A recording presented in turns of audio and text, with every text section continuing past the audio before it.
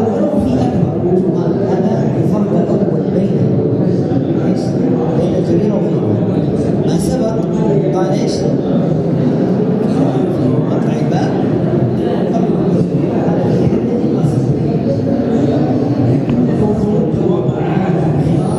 لا يمسك عليه إلا بعدد الأصابع، لكن لا يجوز أن يمسك